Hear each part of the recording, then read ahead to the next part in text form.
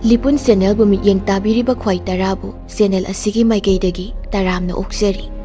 ꯏꯔꯝꯗꯝꯒꯤ ꯑꯣꯏꯕ ꯐꯨꯡꯒꯥꯋꯥꯔꯤ ꯂꯣꯏꯅꯅ ꯇꯣꯉꯥꯟ ꯇꯣꯉꯥꯟꯕ ꯐꯨꯔꯨꯞ ꯀꯥꯡꯂꯨꯞꯀꯤ ꯋꯥꯔꯤ ꯃꯆꯥ ꯀꯌꯥ ꯑꯃ ꯆꯦꯅꯦꯜ ꯑꯁꯤꯅ ꯃꯤꯌꯥꯝꯗ ꯂꯦꯞꯄ ꯂꯩꯇꯅ ꯈꯨꯗꯣꯜ ꯇꯝꯖꯔꯤ꯫ ꯂꯣꯏꯅꯅ ꯆꯦꯅꯦꯜ ꯑꯁꯤꯕꯨ ꯍꯦꯟꯅ ꯃꯄꯨꯡ ꯐꯥꯅꯕꯒꯤꯗꯃꯛꯇ ꯑꯗꯣꯝꯒꯤ ꯊꯧꯖꯥꯜ ꯅꯤꯖꯔꯤ꯫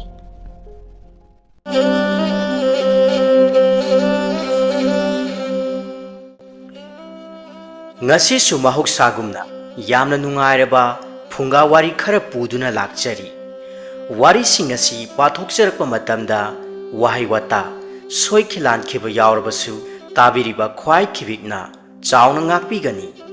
ꯑꯍꯥꯟꯕꯗ ꯃꯌꯥꯝꯒꯤ ꯃꯐꯝꯗ ꯈꯨꯗꯣꯜ ꯇꯝꯖꯔꯤ꯫ ꯐꯨꯡꯒꯥ ꯋꯥꯔꯤ ꯆꯟꯗ꯭ꯔꯖꯤꯅꯤ꯫ ꯊꯥꯏꯅ ꯃꯃꯥꯡꯉꯩꯗ ꯍꯩꯕꯣꯛ ꯆꯤꯡꯒꯣꯜꯗ ꯀꯨꯟꯗꯣꯂꯇꯥ ꯀꯧꯕꯤ ꯃꯁꯛ ꯃꯇꯧ ꯌꯥꯝꯅ ꯅꯤꯡꯊꯤꯖꯈ꯭ꯔꯕꯤ ꯅꯤꯡꯊꯧꯒꯤ ꯃꯆꯥꯅꯨꯄꯤ ꯑꯃ ꯂꯩꯔꯝꯕꯣꯏꯔꯦ꯫ ꯃꯍꯥꯛꯅ ꯃꯥꯒꯤ ꯃꯅꯥꯏ ꯄꯥꯈꯪ ꯑꯃꯒ ꯅꯨꯡꯁꯤ ꯆꯥꯟꯅꯅ ꯃꯔꯤ ꯂꯩꯅꯔꯛꯄꯣꯏꯔꯦ꯫ ꯅꯣꯡꯃ ꯅꯨꯃꯤꯗꯥꯡ ꯋꯥꯏꯔꯝ ꯑꯃꯗ ꯀꯨꯟꯗꯣꯂꯇꯥꯒ ꯃꯥꯒꯤ ꯃꯅꯥꯏ ꯄꯥꯈꯪꯒ ꯃꯈꯣꯏ ꯑꯅꯤꯗꯨ ꯍꯩꯕꯣꯛ ꯆꯤꯡ ꯀꯥꯗꯨꯅ ꯃꯍꯧꯁꯥ ꯈꯨꯠꯁꯦꯝꯒꯤ ꯌꯥꯝꯅ ꯐꯖꯔꯕ ꯃꯐꯝꯁꯤꯡ ꯌꯦꯡꯗꯨꯅ ꯋꯥꯔꯤ ꯋꯥꯇꯥꯏ ꯁꯥꯗꯨꯅ ꯑꯁꯨꯝ ꯂꯩꯔꯤꯉꯩꯗ ꯏꯈꯪ ꯈꯪꯍꯧꯗꯅ ꯂꯥꯃꯩꯅ ꯃꯥꯏꯀꯩ ꯃꯔꯤꯃꯛꯇꯒꯤ ꯑꯀꯤꯕ ꯐꯪꯅ ꯆꯥꯛꯁꯤꯜꯂꯛꯂꯝꯃꯤ꯫ ꯂꯥꯃꯩꯅ ꯉꯔꯪ ꯉꯔꯪ ꯈꯣꯡꯗꯨꯅ ꯂꯩꯊꯛ ꯂꯩꯈꯥ ꯈꯣꯟꯅ ꯆꯥꯛꯁꯤꯜꯂꯛꯄ ꯄꯥꯈꯪ ꯂꯩꯁꯥꯕꯤ ꯃꯈꯣꯏ ꯑꯅꯤꯗꯨ ꯆꯦꯟꯐꯝ ꯂꯩꯇ꯭ꯔꯗꯨꯅ ꯃꯩꯅ ꯆꯥꯛꯇꯨꯅ ꯁꯤꯕ ꯇꯥꯔꯦ꯫ ꯏꯁ ꯀꯔꯤ ꯃꯇꯧꯅꯣ? ꯆꯤꯡꯃꯥꯏꯁꯤꯡ ꯑꯁꯦ ꯃꯥꯏꯀꯩ ꯃꯔꯤꯃꯛꯇ ꯂꯥꯃꯩꯅ ꯉꯔꯪ ꯉꯔꯪ ꯆꯥꯛꯂꯛꯂꯦ꯫ ꯑꯩꯈꯣꯏꯅꯤ ꯀꯗꯣꯝꯗ ꯆꯦꯟꯒꯅꯤ ꯇꯧꯔꯤꯕꯁꯤꯗꯤ? ꯃꯖꯥꯏꯕꯦꯝꯃ ꯀꯔꯤꯁꯨ ꯄꯥꯈꯠꯄꯤꯒꯅꯨ꯫ ꯅꯍꯥꯛꯀꯤꯗꯃꯛꯇ ꯑꯩꯍꯥꯛ ꯆꯤꯡꯖꯥꯎꯒꯨꯝ ꯂꯦꯞꯂꯤ꯫ ꯍꯤꯡꯅꯕꯒꯤ ꯄꯥꯝꯕꯩ ꯂꯩꯇ꯭ꯔꯕꯗ ꯃꯈꯣꯏ ꯑꯅꯤ ꯑꯁꯨꯝꯅ ꯋꯥꯔꯦꯞꯅꯔꯝꯃꯤ꯫ ꯍꯌꯦꯡꯃꯨꯛꯀꯤ ꯃꯄꯣꯛꯇ ꯅꯪ ꯑꯩ ꯅꯨꯄꯤꯅ ꯅꯤꯡꯊꯧ ꯃꯆꯥꯅꯨꯄꯤ ꯑꯣꯏꯅ ꯄꯣꯛꯂꯒ ꯅꯨꯄꯥ ꯄꯟꯕ ꯌꯥꯗꯕ, ꯑꯗꯨꯒ ꯅꯍꯥꯛꯅ ꯅꯤꯡꯊꯧ ꯃꯆꯥꯅꯨꯄꯥ ꯑꯣꯏꯅ ꯄꯣꯛꯂꯒ ꯃꯔꯣꯜ ꯊꯣꯛꯇꯕ ꯑꯣꯏꯔꯁꯅꯨ꯫ ꯃꯗꯨꯗ ꯑꯩꯈꯣꯏ ꯑꯅꯤ ꯁꯛꯈꯪꯅꯗꯨꯅ ꯅꯨꯡꯁꯤ ꯄꯟꯊꯨꯡꯅꯁꯤ꯫ ꯑꯁꯤ ꯍꯥꯏꯅꯔꯗꯨꯅ ꯋꯥꯁꯛꯅꯔꯒ ꯃꯈꯣꯏ ꯑꯅꯤꯃꯛ ꯄꯨꯂꯞ ꯄꯨꯟꯅ ꯃꯩ ꯃꯔꯛ ꯑꯗꯨꯗ ꯃꯊ꯭ꯋꯥꯏ ꯊꯥꯃꯤꯟꯅꯈ꯭ꯔꯦ꯫ ꯃꯈꯣꯏ ꯑꯅꯤꯗꯨ ꯃꯊꯪꯒꯤ ꯃꯄꯣꯛꯇ ꯇꯣꯉꯥꯟ ꯇꯣꯉꯥꯟꯕ ꯂꯩꯕꯥꯛ ꯑꯅꯤꯒꯤ ꯅꯤꯡꯊꯧꯒꯤ ꯃꯆꯥꯅꯨꯄꯤ ꯑꯃꯗꯤ ꯃꯆꯥꯅꯨꯄꯥ ꯑꯣꯏꯅ ꯄꯣꯛꯅꯈ꯭ꯔꯦ꯫ ꯀꯨꯟꯗꯣꯂꯇꯥꯅ ꯆꯟꯗ꯭ꯔꯖꯤꯅꯤ, ꯃꯅꯥꯏ ꯄꯥꯈꯪ ꯑꯗꯨꯅ ꯑꯇꯣꯞꯄ ꯂꯩꯕꯥꯛ ꯑꯃꯒꯤ ꯅꯤꯡꯊꯧꯒꯤ ꯃꯆꯥꯅꯨꯄꯥ ꯕꯤꯔꯁꯤꯡꯍꯥ ꯑꯣꯏꯅ ꯄꯣꯛꯇꯨꯅ ꯆꯥꯎꯔꯛ ꯁꯥꯡꯂꯛꯇꯨꯅ ꯄꯥꯈꯪ ꯂꯩꯁꯥꯕꯤ ꯐꯥꯅꯔꯦ꯫ ꯍꯧꯈꯤꯕ ꯃꯄꯣꯛꯇ ꯋꯥꯁꯛꯅꯈꯤꯕꯒꯤ ꯃꯇꯨꯡ ꯏꯟꯅ ꯅꯤꯡꯊꯧꯒꯤ ꯃꯆꯥꯅꯨꯄꯥ ꯕꯤꯔꯁꯤꯡꯍꯥ ꯄꯥꯈꯪ ꯃꯄꯨꯡ ꯐꯥꯔꯛꯂꯕ ꯐꯥꯎꯕꯗ ꯋꯥ ꯀꯔꯤꯁꯨ ꯉꯥꯡꯈꯤꯗꯦ꯫ ꯃꯄꯥ ꯅꯤꯡꯊꯧꯅ ꯑꯁꯨꯝꯅ ꯍꯥꯏꯔꯝꯃꯤ, ꯏꯆꯥꯅ ꯋꯥ ꯉꯥꯡꯗ꯭ꯔꯤꯕꯁꯤ ꯀꯔꯤ ꯃꯔꯝꯒꯤꯅꯣ? ꯑꯁꯤ ꯍꯥꯏꯗꯨꯅ ꯂꯩꯕꯥꯛꯀꯤ ꯑꯈꯪ ꯑꯍꯩ ꯃꯥꯏꯕ ꯃꯥꯏꯕꯤ ꯀꯌా ꯀꯧꯗꯨꯅ ꯂꯥꯌꯦꯡꯍꯜꯂꯤ꯫ ꯑꯗꯨꯕꯨ ꯃꯈꯣꯏ ꯀꯅꯥ ꯑꯃꯠꯇꯅ ꯕꯤꯔꯁꯤꯡꯍꯥꯕꯨ ꯋꯥ ꯉꯥꯡꯍꯟꯕ ꯉꯝꯈꯤꯗꯦ꯫ ꯃꯄꯥ ꯅꯤꯡꯊꯧꯅ ꯃꯆꯥꯅꯨꯄꯥꯕꯨ ꯂꯝ ꯀꯣꯏꯍꯟꯗꯨꯅ ꯃꯊ꯭ꯋꯥꯏ ꯅꯨꯡꯉꯥꯏꯍꯜꯂꯒ ꯋꯥ ꯉꯥꯡꯂꯛꯄ ꯌꯥꯏ ꯈꯟꯗꯨꯅ ꯃꯟꯇ꯭ꯔꯤꯒꯤ ꯃꯆꯥꯅꯨꯄꯥ ꯗꯠꯇꯕꯨꯗꯤꯒ ꯂꯣꯏꯅꯅ ꯂꯝ ꯀꯣꯏꯍꯟꯅꯅꯕ ꯊꯧꯔꯥꯡ ꯁꯤꯟꯕꯤꯈꯤ꯫ ꯕꯤꯔꯁꯤꯡꯍꯥꯒ ꯗꯠꯇꯕꯨꯗꯤꯒ ꯃꯈꯣꯏ ꯑꯅꯤꯅ ꯂꯝ ꯀꯣꯏꯗꯨꯅ ꯑꯁꯨꯝ ꯂꯥꯛꯄ ꯃꯇꯝꯗ ꯑꯇꯣꯞꯄ ꯂꯩꯕꯥꯛ ꯑꯃꯗ ꯌꯧꯔꯛꯂꯝꯃꯤ꯫ ꯍꯥꯏꯔꯤꯕ ꯂꯩꯕꯥꯛ ꯑꯁꯤꯒꯤꯁꯨ ꯅꯤꯡꯊꯧꯒꯤ ꯃꯆꯥꯅꯨꯄꯤ ꯆꯟꯗ꯭ꯔꯖꯤꯅꯤ ꯀꯧꯕꯤ ꯃꯁꯛ ꯃꯇꯧ ꯌꯥꯝꯅ ꯆꯪꯈꯣꯜꯂꯕꯤ ꯂꯩꯁꯥꯕꯤ ꯑꯃ ꯂꯩꯔꯝꯃꯤ꯫ ꯑꯗꯨꯕꯨ ꯑꯉꯛꯄ ꯑꯃꯅ ꯃꯥꯒꯤ ꯃꯃꯥꯡꯗ ꯅꯨꯄꯥ ꯍꯥꯏꯕ ꯋꯥꯍꯩ ꯑꯁꯤ ꯄꯟꯕ ꯁꯨꯡꯌꯥ ꯌꯥꯗꯦ꯫ ꯆꯟꯗ꯭ꯔꯖꯤꯅꯤꯒꯤ ꯃꯃꯥꯡꯗ ꯅꯨꯄꯥ ꯄꯜꯂꯨꯕ ꯃꯇꯝꯗ ꯑꯋꯥꯕ ꯇꯥꯈꯤꯕ ꯀꯌꯥ ꯑꯃ ꯌꯥꯎꯈ꯭ꯔꯦ꯫ ꯑꯗꯨꯅ ꯃꯟꯇ꯭ꯔꯤ ꯈꯪꯗꯦ ꯀꯅꯥꯒꯨꯝꯕ ꯑꯃꯠꯇꯅ ꯃꯖꯥꯏꯕꯦꯝꯃꯒꯤ ꯃꯃꯥꯡꯗ ꯅꯨꯄꯥ ꯄꯟꯕ ꯉꯝꯈꯤꯗꯦ꯫ ꯋꯥꯐꯝ ꯑꯁꯤ ꯂꯝ ꯀꯣꯏꯕ ꯂꯥꯛꯂꯤꯕ ꯕꯤꯔꯁꯤꯡꯍꯥ ꯑꯃꯗꯤ ꯗꯠꯇꯕꯨꯗꯤ ꯃꯈꯣꯏ ꯑꯅꯤꯅ ꯇꯥꯔꯗꯨꯅ ꯀꯣꯅꯨꯡꯗ ꯃꯥꯂꯤꯅꯤ ꯑꯣꯏꯕꯤ ꯑꯍꯜ ꯑꯃꯒꯤ ꯃꯌꯨꯝꯗ ꯃꯈꯣꯏ ꯑꯅꯤ ꯊꯨꯡꯂꯗꯨꯅ ꯂꯩꯔꯦ꯫ ꯂꯩꯀꯣꯜ ꯁꯦꯟꯅꯕꯤ ꯃꯥꯂꯤꯅꯤ ꯑꯗꯨꯅ ꯅꯨꯃꯤꯠ ꯈꯨꯗꯤꯡꯒꯤ ꯂꯩ ꯄꯔꯦꯡ ꯑꯃꯃꯝ ꯂꯦꯡꯗꯨꯅ ꯆꯟꯗ꯭ꯔꯖꯤꯅꯤꯗ ꯍꯦꯛ ꯍꯦꯛ ꯄꯤꯔꯕꯣꯏꯔꯦ꯫ ꯅꯣꯡꯃꯗꯤ ꯗꯠꯇꯕꯨꯗꯤꯅ ꯂꯩꯀꯣꯜ ꯁꯦꯟꯅꯕꯤ ꯃꯥꯂꯤꯅꯤ ꯑꯍꯜ ꯑꯗꯨꯗ ꯑꯁꯨꯝꯅ ꯍꯥꯏꯔꯛꯄꯣꯏꯔꯦ, ꯏꯕꯦꯟ, ꯑꯩꯒꯤ ꯏꯇꯥꯎꯁꯦ ꯂꯩ ꯂꯦꯡꯕ ꯌꯥꯝꯅ ꯍꯩꯕꯅꯤ꯫ ꯉꯁꯤꯗꯤ ꯃꯖꯥꯏꯕꯦꯝꯃꯒꯤꯗ ꯀꯠꯀꯗꯧꯔꯤꯕ ꯂꯩ ꯄꯔꯦꯡ ꯑꯁꯦ ꯏꯇꯥꯎꯕꯨ ꯑꯃꯨꯛꯇ ꯂꯦꯡꯍꯟꯕꯤꯌꯨ꯫ ꯕꯤꯔꯁꯤꯡꯍꯥꯅ ꯃꯖꯥꯏꯕꯦꯝꯃꯗ ꯄꯤꯅꯅꯕ ꯂꯩ ꯄꯔꯦꯡ ꯂꯦꯡꯂꯦ꯫ ꯑꯉꯛꯄꯒꯤ ꯄꯔꯦꯡꯅꯤ ꯂꯩꯀꯥ ꯈꯨꯗꯤꯡꯗ ꯃꯔꯣꯜ ꯂꯣꯜꯂꯤ ꯊꯃꯣꯏꯒꯤ ꯋꯥ ꯐꯣꯡꯗꯣꯛꯏ ꯌꯦꯡꯕꯒꯤ ꯄꯦꯟꯕ ꯅꯥꯏꯗꯦ ꯄꯨꯛꯅꯤꯡ ꯍꯨꯅ ꯐꯖꯈ꯭ꯔꯦ ꯕꯤꯔ ꯁꯤꯡꯍꯥꯅ ꯃꯔꯧ ꯂꯩꯅ ꯂꯦꯡꯈ꯭ꯔꯕ ꯂꯩ ꯄꯔꯦꯡ ꯑꯗꯨꯕꯨ ꯄꯨꯗꯨꯅ ꯃꯥꯂꯤꯅꯤ ꯑꯍꯜ ꯑꯗꯨꯅ ꯀꯣꯅꯨꯡ ꯀꯥꯔꯛꯂꯝꯃꯤ ꯀꯣꯅꯨꯡ ꯌꯧꯔꯕꯗ ꯃꯖꯥꯏꯕꯦꯝꯃ ꯆꯟꯗ꯭ꯔꯖꯤꯅꯤꯗ ꯂꯩ ꯄꯔꯦꯡ ꯑꯗꯨ ꯄꯤꯔꯗꯨꯅ ꯂꯩ ꯄꯔꯦꯡ ꯑꯗꯨꯕꯨ ꯆꯟꯗ꯭ꯔꯖꯤꯅꯤꯅ ꯄꯥꯏꯔꯗꯨꯅ ꯆꯦꯞꯊ ꯆꯦꯞꯊ ꯌꯦꯡꯉꯤ ꯅꯍꯥꯟ ꯃꯈꯩꯒ ꯂꯦꯡꯂꯛꯄ ꯂꯩ ꯄꯔꯦꯡꯁꯤꯡ ꯑꯗꯨꯒ ꯏꯃꯥꯟ ꯃꯥꯟꯅꯗꯕ ꯂꯩꯀꯥ ꯈꯨꯗꯤꯡꯒꯤ ꯃꯔꯣꯜ ꯂꯣꯟꯕ ꯄꯔꯦꯡ ꯑꯁꯤ ꯎꯕꯗ ꯅꯤꯡꯊꯧꯒꯤ ꯃꯆꯥꯅꯨꯄꯤ ꯃꯖꯥꯏꯕꯦꯝꯃ ꯆꯟꯗ꯭ꯔꯖꯤꯅꯤ ꯊꯃꯣꯏ ꯁꯨꯝꯍꯠꯈ꯭ꯔꯕꯣꯏꯔꯦ ꯑꯁꯨꯝꯅ ꯍꯪꯂꯛꯂꯝꯃꯤ ꯏꯕꯦꯟ ꯂꯩ ꯄꯔꯦꯡ ꯑꯁꯤ ꯀꯅꯥꯅ ꯂꯦꯡꯉꯤ ꯑꯣꯟꯊꯣꯛꯅ ꯐꯖꯈ꯭ꯔꯦꯗ ꯋꯥꯍꯪ ꯑꯁꯤ ꯇꯥꯕꯗ ꯃꯥꯂꯤꯅꯤ ꯑꯍꯜ ꯑꯣꯏꯔꯛꯂꯕꯤ ꯑꯁꯤꯅ ꯃꯈꯥ ꯇꯥꯅ ꯈꯨꯝꯂꯛꯂꯝꯃꯤ ꯏꯕꯦꯝꯃ ꯅꯅꯥꯏ ꯑꯩꯍꯥꯛꯀꯤ ꯏꯁꯨ ꯅꯨꯄꯤ ꯑꯃ ꯂꯩꯖꯩ ꯉꯁꯤꯒꯤ ꯂꯩ ꯄꯔꯦꯡ ꯑꯁꯦ ꯃꯥꯅ ꯂꯦꯡꯕꯤꯒꯦ ꯍꯥꯏꯅ ꯃꯊ꯭ꯋꯥꯏ ꯌꯥꯎꯅ ꯂꯦꯡꯕꯤꯔꯛꯄꯅꯤ ꯑꯗꯨꯅ ꯃꯖꯥꯏꯕꯦꯝꯃꯅ ꯊꯋꯥꯏꯅ ꯇꯥꯕꯤꯔꯤꯕꯅꯤ ꯍꯩꯃꯥ ꯏꯕꯦꯟ ꯅꯁꯨ ꯑꯃ ꯏꯆꯥꯎ ꯆꯥꯎꯅ ꯂꯩꯔꯒ ꯅꯍꯥꯟ ꯃꯈꯩ ꯑꯩꯉꯣꯟꯗ ꯀꯔꯤꯃꯠꯇ ꯇꯥꯛꯇꯕ ꯏꯕꯦꯟ ꯅꯪ ꯅꯕꯨꯛ ꯌꯥꯝꯅ ꯐꯠꯇꯦꯀꯣ ꯏꯁ ꯂꯩ ꯄꯔꯦꯡ ꯂꯦꯡꯕꯕꯨ ꯑꯣꯟꯊꯣꯛꯅ ꯍꯩꯈ꯭ꯔꯦꯗ ꯍꯌꯦꯡꯗꯤ ꯃꯥꯕꯨ ꯁꯣꯏꯗꯅ ꯄꯨꯕꯤꯔꯛꯎ ꯑꯩꯒꯤ ꯏꯇꯥ ꯁꯥꯟꯅꯒꯤ ꯏꯕꯦꯟ ꯑꯍꯜ ꯑꯣꯏꯔꯕꯤ ꯂꯩꯔꯥꯡꯕꯤꯗꯨ ꯍꯧꯖꯤꯛꯇꯤ ꯑꯋꯥꯕꯗ ꯇꯥꯔꯦꯗꯣ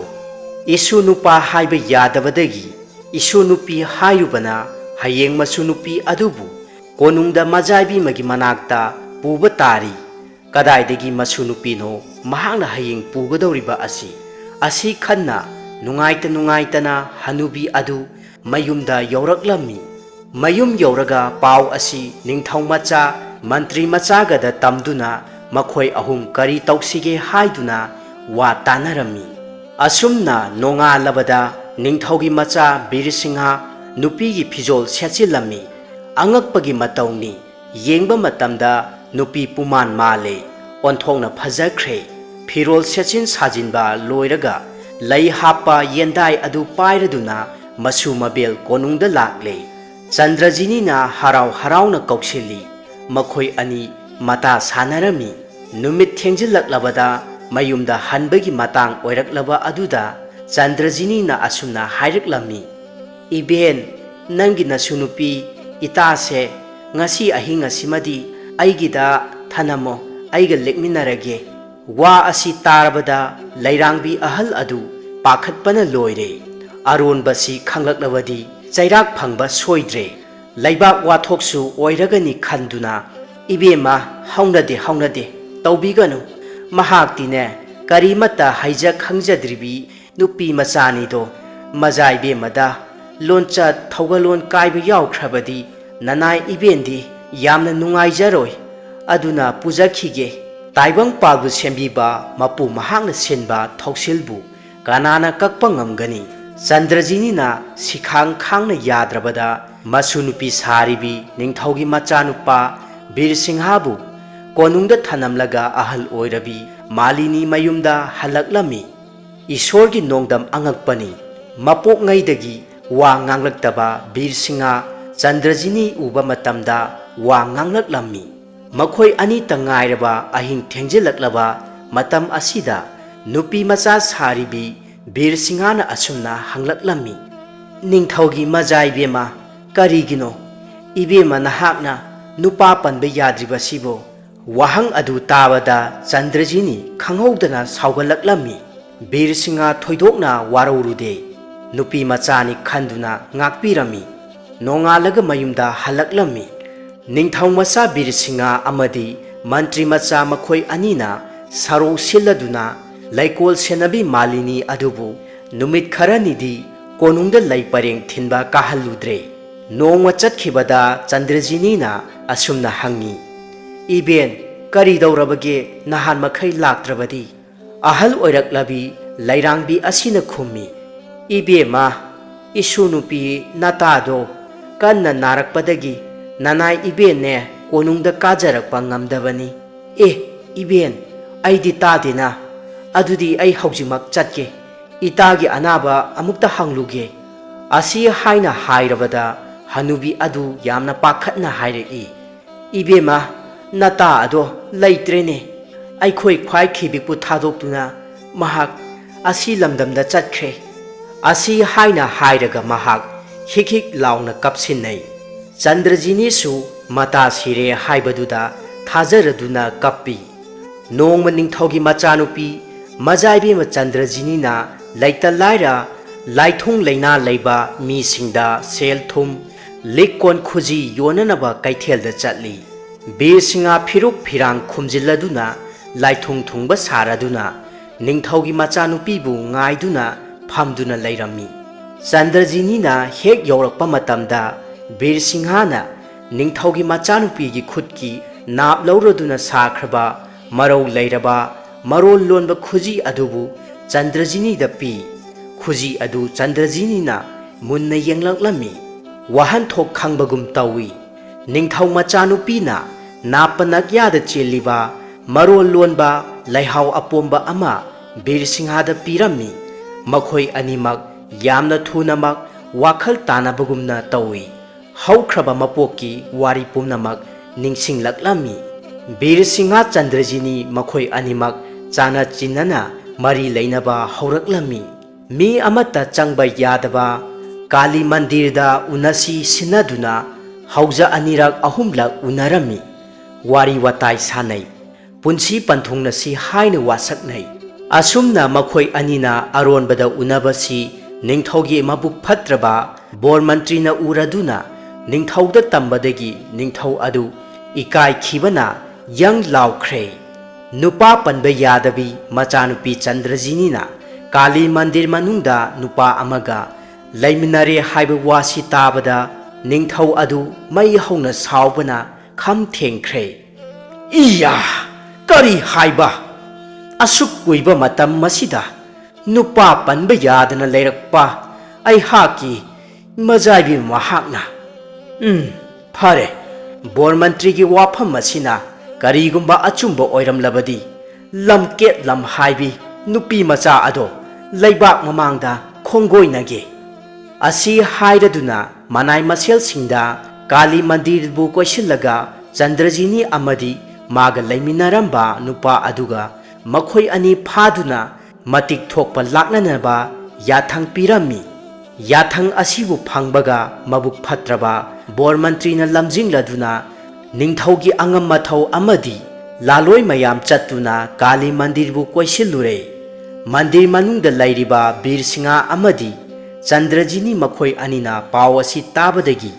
ꯀꯔꯝ ꯇꯧꯅ ꯅꯥꯟꯊꯣꯛꯁꯤꯒꯦ ꯍꯥꯏꯗꯨꯅ ꯋꯥ ꯈꯟꯅꯔꯝꯃꯤ ꯂꯥꯏꯒꯤ ꯊꯧꯒꯜ ꯆꯠꯂꯤꯕꯤ ꯅꯨꯄꯤ ꯑꯗꯨꯗ ꯑꯁꯨꯝꯅ ꯍꯥꯏꯔꯝꯃꯤ ꯏꯕꯦꯟ ꯃꯥꯂꯤꯅꯤꯗ ꯈꯔ ꯄꯥꯎ ꯇꯝꯕꯤꯌꯨ ꯃꯍꯥꯛꯅ ꯂꯣꯏꯕ ꯁꯟ ꯄꯣꯠꯃꯥ ꯑꯗꯨꯒꯤ ꯃꯅꯨꯡꯗ ꯑꯃꯗꯤ ꯃꯤꯒꯤ ꯏꯪꯈꯣꯜ ꯆꯪꯂꯨꯕꯗꯒꯤ ꯐꯥꯈ꯭ꯔꯦ ꯁꯟ ꯅꯥꯝꯃ ꯑꯗꯨ ꯈꯨꯗꯣꯡꯊꯤꯕ ꯊꯣꯛꯇꯅꯕ ꯊꯥꯗꯣꯛꯈ꯭ꯔꯣ ꯍꯥꯏꯖꯔꯛꯏ ꯍꯥꯏꯅ ꯄꯥꯎ ꯑꯃꯨꯛꯇ ꯍꯥꯏꯕꯤꯌꯨ ꯑꯁꯤ ꯍꯥꯏꯅ ꯍꯥꯏꯖꯔꯦ ꯋꯥꯐꯝ ꯑꯁꯤ ꯇꯥꯕꯗ ꯂꯥꯏꯒꯤ ꯊꯧꯒꯜ ꯆꯠꯂꯤꯕꯤ ꯅꯨꯄꯤ ꯑꯁꯤꯅ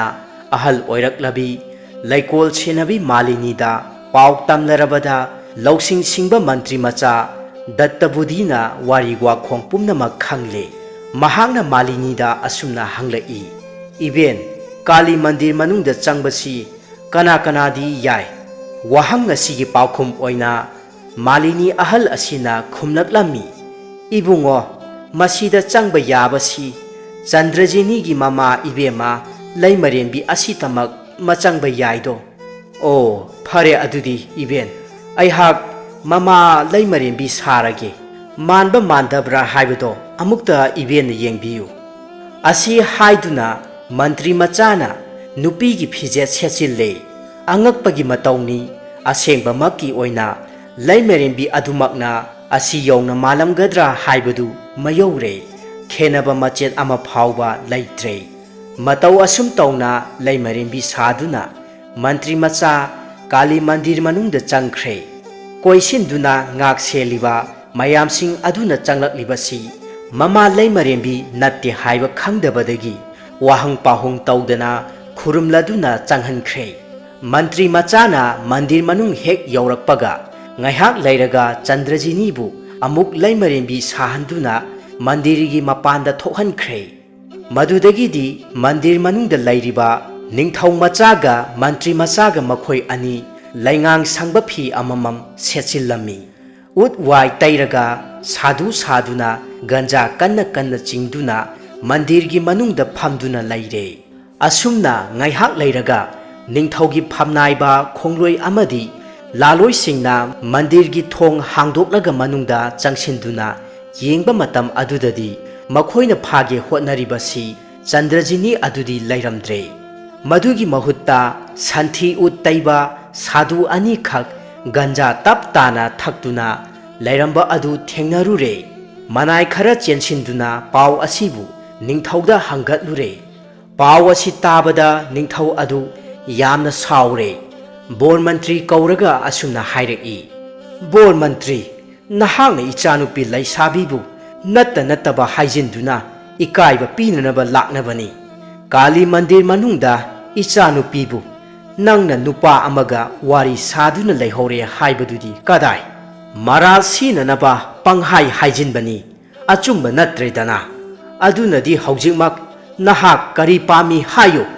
ꯋꯥꯐꯝ ꯑꯁꯤ ꯇꯥꯕꯗ ꯕꯣꯔ ꯃꯟꯇ꯭ꯔꯤ ꯑꯗꯨ ꯃꯃꯥꯏ ꯏꯆꯝꯃꯨꯛ ꯉꯥꯡꯂꯗꯨꯅ ꯋꯥ ꯉꯥꯡꯐꯝ ꯈꯪꯗ꯭ꯔꯦ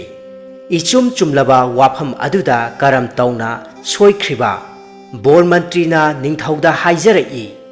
इनिंगथौ इबुंगो नजाइबेमगा ननाय अहाका इमा कालीगी फांखोंग अमुक्तंग पाइनादुना लागी चांगिंग अदो येंगनाजगे अरानबा मिसक अदुना उत ओइना तुमख्रसनु बोर मंत्रीगी वाफम असि ताबदा निंगथौना मखाताना हाइरई फरे फरे मदुना अचुंबा वायल ओइरगनी अरानबा अमना उत ओइना मांख्रसनु कालीगी फांखोंग अमुक्तंग पाइनारो असी हाइरदुना नुमित अमा लेपलगा लैबाक पुमनमक सगोल पाव सेंदुना खंगनख्रे ताव ताव ताव लैबाक खुंजा पुमनमक तादबसु ताहौ खंगदबसु खंगहौ इनिंगथौ महाकी अकनबा याथंगनी याइफरबा लाइबा नोमाइजिंग नुमित असिदा इमा काली मंदिर महाकी फानखोंगदा मजाइबेमा अमदी बोर मंत्री मखोय अनिमक फानखोंग पाइनदुना वायल चथगदौरी हाइरिबा थौरम असिदा लैबाक खुंजा पुमनमक सुना तिनगदबनी इनिंगथौ महाकी अकनबा याथंगनी चंद्रजिनीगा बोर मंत्रीगा कालीगी फानखोंग पाइनगदबा नुमित अदुनी थौदोक असि येंगनबगिदमक्ता अरापा अनक्पदा लैबा प्रजा कया अमा काली मंदिरदा तिल्लरे चंद्रजिनी अमदी बोर मंत्री मखोय अनिमक फानखोंग पाइननबा सेंगने इरु माइथाजरगा मतम चाना काली मंदिरदा थुंगलरे ब्राह्मण पुजारीना मंदिरगी थोंग हांगदोक्लदुना लाइरेंबिगी पूजा कटपा हौरक्लम्मी पूजा कटलब मतुंगदा पुजारी अदुना चंद्रजिनीबु कौशिल्लदुना फानखोंग पाइननबा हायरबदा चंद्रजिनीना लाइगी फानखोंग अदुगी ममांगदा चंगसिल्लक्तुना खुरुमजरगा वासक्लम्मी हे इमा काली ननायना हाइजरिबसी अचुंबा ngaktani अइहाकना नहाल कैथेलदा लाइथोंग थुंगबा चाकनिबा नुपा अदुगी मखुत सोंगनखिबा नत्तना अतोपा नुपा अमगी मखुत करीसु सोंगनजद्री असी हाइदुना फानखोंग पाइबदा करीसु तौद्रे तिल्लिबा मियामसिंग अदुना अंगक्पा अमदी हरावबगा लोइनना तुमद्रे तुमद्रे हाइना लाउनरक्लम्मी मियामगी खोलाव नेमथखरबगा बोर मंत्री महाक अमुक काली फानखोंग ममांगदा चंगलक्तुना खुरुमजरमी अदुगा असुमना वासक्ले हे काली ननाय अचुंबता हाइजगनी करीगुंबा चुमदबा थोकनबदी ननाय अहाकपु उतकी मपई ओइना तुमदुना मांगजखिगे लैबाक असिगी निंगथौगी मचानुपी मजाइबी महाकना काली मंदिर मनुंगदा मिटोप अमगा सोकना समनबा तौखी असी हाइदुना कालीगी फानखोंग अदुदा मखुना हेक पाइरुबदा मबुक फत्रबा बोर मंत्री अदु लाइरेंबी महाकी मूर्ति ममांगमक्तदा उतकी लैपुंग ओइना तुमलदुना लैमाइदा तादुना लैरे येंलिबा मयाम पुमनमक अंगक्पगी मतौ हाइबदु ओइरम्मी अकीबगा लोइनना तुमे तुमे हाइना लाउनरक्लम्मी मधुगी मतुंगदा निंगथौ महाकना बीर Sinha अमदी चंद्रजिनी मखोय अनिगी nahanmuki mapoki wari taraduna makhoi anibu awong awun chawna tamduna luhongbikhi madugi matungda Bir Singhana Chandrijini amadi Marub Dattabudi ga loinaduna Maribakta halakhi migi phattanaba tauraga masagi mangi Ningthaugi machanupi Chandrajini gi phattanaba siluba mabuk phattaba bormantri utki mapai oina tumduna mangkhi Hauji amuk taminarasi phungawari Ningthau macha amadi bormantri macha anigi lauksing Thaina mamangaida Ningthau macha amaga mantri macha amaga yamna luna tinarami makhoi ani lauksing singba magul leiba chap manarami aruba thogdok wathok ama hek thorakpaga makhoi animak makok chungsinaduna khangamdraba langla langjin kaya puthokpana makhoi gi mathau oirammi nongmadi leibak adugi ningthaugi phajakraba sagol ama mangkhraboire ningthau adu mathwai yamna nungaitre Mahakna luna tawjakraba pamuduna thamjakraba sagolni akhang ahi panji sing kaukhatuna asum hotnaba matamda kana amatana sagol mangkhibagi likhun thiba phangdre leibak adugi minadi huranba ngamloi atopa leibak ki mioi singna huranba oiramgani haiduna jingnaduna leiringaida ningthau macha amadi mantri macha makhoi ani changlaktuna ningthau khurumladuna asuna haijaraboire iningthau ibungo nanai aikhoi anina miraibakta chatlaga phangbra haibado amukta thijaruge aduga karigumba hek phangdriba phawba nanai aikhoi animak karisu hanjarakloi aikhoi anigi chana thaknanaba chengjel tadi pinabiyu wafam asi tabada ningthau mahakna yamna harawraduna makha tana hairaklami nakhoi aninabu thige hairabadi Sing chaki mathakta sana lupa su pukho asi haiduna sing chak sana lupa kayama pibire madudagi di makhoi ani sagol huranba thinabagidamakta asumna khongchankhre makhoi anina ahanba maktada sagol sangda changlaga sagolgi khongul taba maikai yengduna asum lakpa matamda ningthau machana hairei itaw huranba nupasi chatpa matamda Khudol haiboina mantri machana amuk makha tarai itaw aduga makhu su supi madudagi amuk ningthau machana makha tana hairaklami aduga itaw mangaksu segraksu chengine asumna hainaraduna makhoi animak huranbagi khongul asum liduna lakpana leibak wangma lalakle sagolgi khongul su adumak mangthokre makhoi ani asumna hainai itaw sagol asi lam asida leire lam sigi mina soidana huba tai masida thirasi hana chana thangna ba polam khara leirukhisi asi haina duna makhoi animak kaithelda karak poire makhoi anina pot laina laina huranbagi maong mataugi wari kayama sanaba huranba phananba hotnabagi maram khanabadu achat athok mayamna takhiduna Laibak asigi ningthaugi manakong yaukhre ningthauna manai sing khara thaduna huranba phaba lakliba ningthau machaga mantri machaga makhoi ani adu phahalure makhoi anina ningthaugi manak yaurakpa matamda ningthauna asumna hangi isa manba nakhoi anibu kadaidagino kari thabakkidamakta mafam masida lakpano mantri machana khumlai iningthau ibungo Nanai aikhoi anisi yumthangnaba leibaktagi lakchabani aihak mantrigi machani aduga nanai asina ningthaugi machani do ningthaugi sagol ama mangkhiduna asum thiba matamda phangdraduna nanai aikhoi anina thijage haiduna sagol khongol liduna asum lakpa matamda leibak asida yogjarakpani aduga iningthau huranba misak adu Laibak asidagi soidanamak oigani wafam asi tabada ningthauna yamna ngakna makha tana hairaklami adudi nakhoi anidi huranba misak adu karam tauraga phagani iningthau huranba misak adu ubu urabadi soidanamak phaba ngamjagani asumna ngangnaraba matungda ningthauna aroibada asumna hairaklami phare phare nakhoi animak ꯆꯌꯣꯜ ꯑꯃꯒꯤ ꯃꯅꯨꯡꯗ ꯍꯨꯔꯥꯟꯕ ꯃꯤꯁꯛ ꯑꯗꯣ ꯐꯥꯕ ꯉꯝꯅꯅꯕ ꯍꯣꯠꯅꯧ ꯀꯔꯤꯒꯨꯝꯕ ꯉꯝꯗ꯭ꯔꯒꯗꯤ ꯏꯔꯩꯕꯥꯛ ꯑꯁꯤꯕꯨ ꯍꯨꯔꯥꯟꯕ ꯊꯧꯖꯤꯟꯕꯒꯤꯗꯃꯛꯇ ꯅꯈꯣꯏ ꯑꯅꯤꯃꯛ ꯆꯞ ꯆꯥꯕ ꯆꯩꯔꯥꯛ ꯐꯪꯒꯅꯤ ꯑꯗꯨꯗꯤ ꯐꯔꯦ ꯍꯨꯔꯥꯟꯕ ꯐꯥꯅꯅꯕ ꯍꯣꯠꯅꯖꯔꯨꯔꯣ ꯑꯁꯤ ꯍꯥꯏꯅ ꯍꯥꯏꯔꯒ ꯅꯤꯡꯊꯧ ꯃꯍꯥꯛꯅ ꯃꯈꯣꯏ ꯑꯅꯤꯕꯨ ꯊꯥꯗꯣꯛꯄꯤꯔꯝꯃꯤ ꯅꯤꯡꯊꯧ ꯃꯆꯥ ꯑꯃꯗꯤ ꯃꯟꯇ꯭ꯔꯤ ꯃꯆꯥ ꯃꯈꯣꯏ ꯑꯅꯤꯗꯨ ꯍꯨꯔꯥꯟꯕ ꯊꯤꯕ ꯍꯧꯔꯛꯂꯝꯃꯤ ꯃꯈꯣꯏ ꯑꯅꯤꯅ ꯀꯩꯊꯦꯜꯗ ꯂꯥꯛꯂꯒ ꯃꯤꯌꯥꯝꯁꯤꯡ ꯑꯗꯨꯕు ꯅꯤꯡꯊꯤꯖꯅ ꯎꯅꯅꯕ ꯍꯥꯏꯗꯨꯅ ꯂꯝꯕꯤ ꯑꯗꯨꯒꯤ ꯃꯌꯥꯗ ꯍꯧꯕ ꯎ ꯄꯥꯝꯕꯤ ꯑꯃꯒꯤ ꯃꯊꯛꯇ ꯀꯥꯈꯠꯂꯒ ꯎꯁꯥꯗ ꯐꯝꯗꯨꯅ ꯑꯆꯠ ꯑꯊꯣꯛꯁꯤꯡ ꯑꯗꯨꯕꯨ ꯌꯥꯝꯅ ꯀꯨꯞꯅ ꯌꯦꯡꯁꯤꯟꯖꯗꯨꯅ ꯂꯩꯔꯦ ꯃꯈꯣꯏꯅ ꯑꯁꯨꯝ ꯌꯦꯡꯂꯛꯄ ꯑꯁꯤꯅ ꯅꯣꯡꯃ ꯍꯧꯈꯤꯗꯨꯅ ꯆꯌꯣꯜ ꯑꯃ ꯁꯨꯒꯗꯕ ꯅꯣꯡꯃ ꯈꯛꯇꯃꯛ ꯃꯉꯥꯏꯔꯦ ꯃꯈꯣꯏ ꯑꯅꯤꯅ ꯊꯥꯖꯕ ꯃꯤꯁꯛ ꯑꯗꯨꯗꯤ ꯎꯕ ꯐꯪꯗ꯭ꯔꯦ ꯅꯨꯃꯤꯠ ꯁꯨꯔꯛꯀꯗꯧꯔꯕ ꯑꯁꯤꯗ ꯃꯊ꯭ꯋꯥꯏ ꯋꯥꯅ ꯂꯩꯔꯤꯉꯩ ꯑꯁꯤꯗ ꯂꯩꯕꯥꯛ ꯑꯁꯤꯒꯤ ꯃꯟꯇ꯭ꯔꯤꯗꯨ ꯀꯩꯊꯦꯜ ꯑꯁꯤꯗ ꯂꯥꯛꯄꯒꯤ ꯇꯥꯟꯖꯥ ꯑꯃ ꯍꯦꯛ ꯊꯣꯛꯎꯔꯦ ꯎꯊꯛ ꯑꯗꯨꯗ ꯃꯤ ꯑꯆꯠ ꯑꯊꯣꯛ ꯌꯦꯡꯂꯤꯕ ꯅꯤꯡꯊꯧ ꯃꯆꯥꯒ ꯃꯟꯇ꯭ꯔꯤ ꯃꯆꯥꯒ ꯃꯈꯣꯏ ꯑꯅꯤꯅ ꯃꯟꯇ꯭ꯔꯤ ꯑꯗꯨꯕꯨ ꯍꯦꯛ ꯎꯕ ꯃꯇꯝꯗ ꯍꯨꯔꯥꯟꯕ ꯂꯩꯔꯦ ꯍꯥꯏꯗꯨꯅ ꯀꯟꯅ ꯂꯥꯎꯔꯒ ꯎꯊꯛꯇꯒꯤ ꯌꯥꯝꯅ ꯊꯨꯅꯃꯛ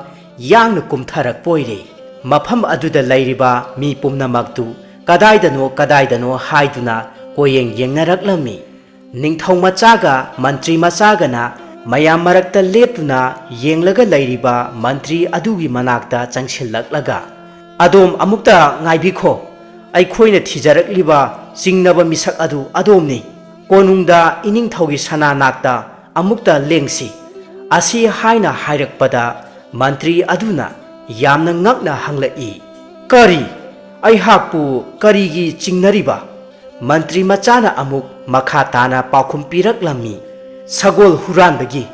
ꯃꯟꯇ꯭ꯔꯤꯅ ꯑꯃꯨꯛ ꯃꯈꯥ ꯇꯥꯅ ꯍꯥꯏꯔꯛꯏ ꯅꯍꯥ ꯁꯥ ꯋꯥꯈꯜ ꯈꯔ ꯈꯟꯊꯔꯒ ꯉꯥꯡꯉꯨꯅꯦ ꯅꯈꯣꯏꯅ ꯉꯥꯡꯂꯤꯕꯁꯤ ꯀꯅꯥꯗꯅꯣ ꯍꯥꯏꯕ ꯈꯪꯂꯕ꯭ꯔꯥ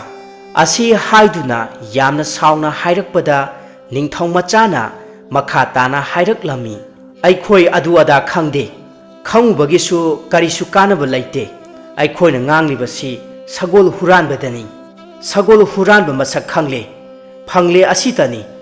ꯑꯁꯤ ꯍꯥꯏꯅ ꯍꯥꯏꯔꯕꯣꯏꯔꯦ ꯋꯥꯐꯝ ꯑꯁꯤ ꯇꯥꯕꯗ ꯃꯟꯇ꯭ꯔꯤ ꯑꯗꯨ ꯂꯩꯕꯥꯛ ꯃꯤꯌꯥꯝ ꯃꯃꯥꯡꯗ ꯁꯥꯊꯤꯅ ꯆꯣꯞꯂꯦ ꯂꯩꯀ꯭ꯔꯛ ꯂꯩꯔꯕꯗꯤ ꯆꯪꯈ꯭ꯔꯒꯦ ꯍꯥꯏꯕꯗꯨ ꯍꯦꯛ ꯌꯧꯏ ꯃꯌꯥꯝꯅꯁꯨ ꯌꯥꯝꯅ ꯉꯛꯅ ꯍꯪꯂꯛꯏ ꯀꯩꯅꯣꯅꯦ ꯂꯩꯕꯥꯛ ꯑꯁꯤꯒꯤ ꯃꯟꯇ꯭ꯔꯤꯁꯤꯗꯕꯨ ꯃꯔꯨꯞ ꯑꯅꯤꯅ ꯇꯥꯛꯄꯤꯔꯤꯕꯗꯨꯕꯨ ꯃꯗꯨ ꯍꯧꯅꯗꯦꯅꯦ ꯑꯁꯤ ꯍꯥꯏꯅ ꯍꯥꯏꯔꯛꯄꯗ ꯃꯟꯇ꯭ꯔꯤ ꯃꯆꯥꯅ ꯄꯥꯎꯈꯨꯝ ꯄꯤꯔꯛꯏ ꯑꯩꯈꯣꯏ ꯑꯁꯣꯝꯒꯤꯁꯦ ꯃꯟꯇ꯭ꯔꯤ ꯅꯠꯇꯦ ꯍꯥꯏꯕ ꯁꯨꯈꯪ ꯈꯪꯖꯗꯦ ꯑꯩꯈꯣꯏꯅ ꯊꯤꯖꯔꯛꯂꯤꯕ ꯁꯒꯣꯜ ꯍꯨꯔꯥꯟꯕ ꯃꯤꯁꯛ ꯑꯗꯨꯗꯤ ꯑꯁꯣꯝꯒꯤꯁꯤꯅꯤ ꯍꯨꯔꯥꯟꯕ ꯃꯤꯁꯛ ꯈꯪꯂꯦ ꯍꯥꯏꯖꯕꯇꯅꯤ ꯑꯩꯈꯣꯏꯕꯨ ꯂꯥꯟꯅ ꯂꯧꯕꯤꯒꯅꯨ ꯃꯟꯇ꯭ꯔꯤꯅ ꯇꯧꯐꯝ ꯈꯪꯗ꯭ꯔꯗꯨꯅ ꯌꯥꯝꯅ ꯁꯥꯎꯅ ꯍꯥꯏꯔꯛꯂꯝꯃꯤ ꯆꯠꯁꯤ ꯍꯧꯖꯤꯛꯃꯛ ꯅꯤꯡꯊꯧꯒꯤ ꯃꯅꯥꯛꯇ ꯑꯁꯤ ꯍꯥꯏꯔꯗꯨꯅ ꯃꯈꯣꯏ ꯑꯍꯨꯝ ꯀꯣꯅꯨꯡ ꯇꯝꯅ ꯅꯤꯡꯊꯧꯒꯤ ꯃꯅꯥꯛꯇ ꯑꯁꯨꯝ ꯂꯥꯛꯃꯤꯟꯅꯔꯝꯃꯤ ꯀꯣꯅꯨꯡ ꯌꯧꯔꯒ ꯃꯟꯇ꯭ꯔꯤ ꯑꯗꯨꯅ ꯅꯤꯡꯊꯧꯒꯤ ꯃꯅꯥꯛꯇ ꯆꯪꯁꯤꯟꯈ꯭ꯔꯦ ꯅꯤꯡꯊꯧꯕꯨ ꯈꯨꯔꯨꯝꯖꯔꯒ ꯑꯁꯨꯝꯅ ꯍꯥꯏꯖꯔꯛꯂꯝꯃꯤ ꯏꯅꯤꯡꯊꯧ ꯏꯕꯨꯡꯉꯣ ꯅꯅꯥꯏꯅ ꯏꯀꯣꯛꯅꯣꯅ ꯈꯨꯔꯨꯝꯖꯔꯤ ꯃꯤꯔꯩꯕꯥꯛꯇꯒꯤ ꯂꯥꯛꯄ ꯃꯁꯛ ꯃꯁꯥ ꯀꯔꯤꯁꯨ ꯈꯪꯗꯕ ꯃꯅꯥꯏ ꯅꯍꯥ ꯑꯅꯤꯁꯤꯅ ꯅꯅꯥꯏ ꯑꯩꯍꯥꯛꯄꯨ ꯀꯩꯊꯦꯜꯒꯤ ꯃꯤꯌꯥꯝ ꯃꯔꯛꯇ ꯁꯒꯣꯜ ꯍꯨꯔꯥꯟꯕꯅꯤ ꯍꯥꯏꯗꯨꯅ ꯏꯔꯥꯜ ꯁꯤꯔꯗꯨꯅ ꯏꯀꯥꯏꯕ ꯄꯤꯕꯤꯔꯦ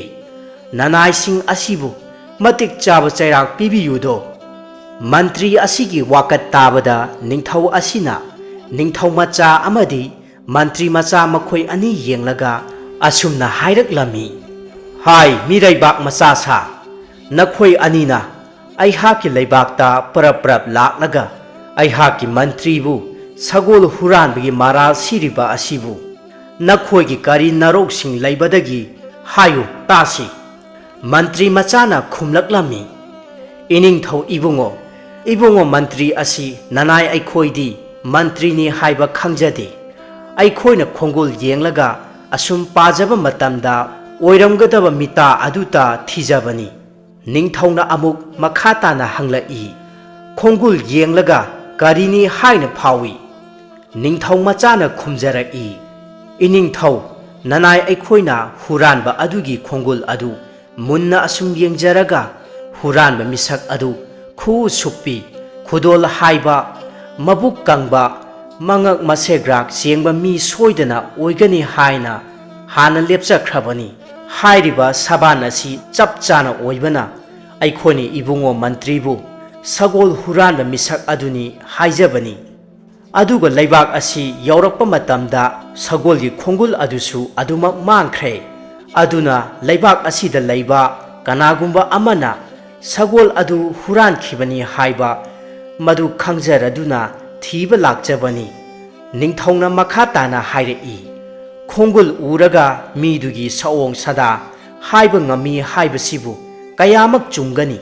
ningthong machana amuk makha tana khumjaraklami iningthau ibungo chamada chama chungani ningthongna amuk makha tana hairei phare adudi yenglasi nakhoi kayamuk ngambage haibado changyengba tari changyeng asida nakhoina karigumba chumlagana aihaki leibak asi nakhoi anida tangkhai ama piduna nakhoi anibu ani suba ningthaugumna nungaina palhangani aduga karigumba chumdaba thoklagana naru kokthokani naru kokthoklaga sunu yangang tairaga kaithel khudingda khongboi nagani madugi matungda angang olhangani masi nakhoi yaba tai asi haina hairabada makhoi anisu wafam asida yare madudagi ningthauna sagol pauchel handuna wafam asi miyam tanaba lauthok hankhre asumna matam haukhiduna nongale konungi makha thangba lampak aduda miyam suna tillare ningthau leimarembi loinana leibaki angam mathau amatta chithadana mafam asida tillare achau asang pumnamak magi phampham langda tumin na phamnare ningthauna magi manaktagi chafu ama manai amabu lauthok hallaga miya mamangda khilhalle ningthau machaga mantri machaga makhoi anisu mafam masida kauksille makhoi anina ningthaubu khuru khudak kunduna khurumjarami ningthauna makhoi ani yenglaga asumna hairaklammi hai nupa ani tabra miyamgi mamangda khilliba chafu asi la ton tare lolaga makhum khumlibani makhum masi hangdoktuna manungde yauriba asi karino haibadu hayu makhoi anina makha tana hairaklammi nanai aikhoi honajage asi hairaduna ningthaubu khurumlamlaga chafu khilliba manak aduda changsinkhre aduga asumna hairakpoire iningthau ibungo nanai aikhoibu chafu asi pai duna yengjage sana nongdam tambiyo wafam masi tabada ningthauna ayaba piraklammi yai payu asi haina hairabada makhoi anina ningthau amadi leibak miyamda khurumlamlaga ningthau machana chafu adubu paiduna khajiktang haiduna yengi aduga mantri machada hairaklammi itaw chafu manung asida ising yawi aduga isingda tauba posak amaga yawi mantri machana amuk pairaga niktuna yengi itaw tauriba posak asi sangtak tawi chafuda thengba matamda mathak makha oli nakal amana mamai panglaga nakal amana khara tumba tai ningthong machana amuk yengle aduga hairei itaw manung horaga maru yauba potni manungda lairibasi mantri machana amuk makha tarai itaw asangbani amunba natte asi haina hairabada adudi kari oiramba yai haiduna asum khanarami isingda tauba sangtak toba maning mamang naiba mabuk hoba maru yauba machuna sangba adu oirabadi awathabi soidre haina makhoi anina wa lepnaraduna ningthaugi manakta changsillaklaga khurumjaraklami iningthau ibungo nanai aikhoina yengjaba matamda chafu manungda yauribasi awathabi asangbani sana nongdam amukta tambiyu hairiba wafam masida chumlabaduda ningthau mahak ado nokladuna hairei chumi asi haina hairakpada ningthau machaga mantri machaga makhoi anina ningthauda khurumjarami Wadu tabada maral leiraba mantri adu tathak yenglaga chengadabagi thaurang tawrakpa ubada ningthauna manaising aduda hairei nakhoi tabra mantri adu phajilu aduga maralgi matik chabagi matung inna kaisum sangda thamjilu mayumda mi thaduna sagol adu laururaga yengnaba matamdasu chumlare madudagidi ningthau macha mantri macha makhoi anidu ningthau adugi laibak tangkhai ama phangladuna ani suba ningthaugumna nunga yaifana pankhi madugi matungda sagol adu puduna maraibakta amuk halakhi miyoi amatagi wakhal loksingdagi miyoi anigi wakhal loksingna hena changkhonba heli ningthau macha amadi mantri macha makhoi anina makok chungsinaduna luraba thaudoki langla langjin kaya puthokduna huranba phaba ngamkhi matang asida ngasigi phungawari singasi loisinjare matung tarakpadasu hena nungairaba wari kaya ama channel asina miyamgi damakta lepa laitana puduna lakpa ngambo oijage mayam pumnamakpusu channel asigi maikaidagi hanna thagatpa phongdokjari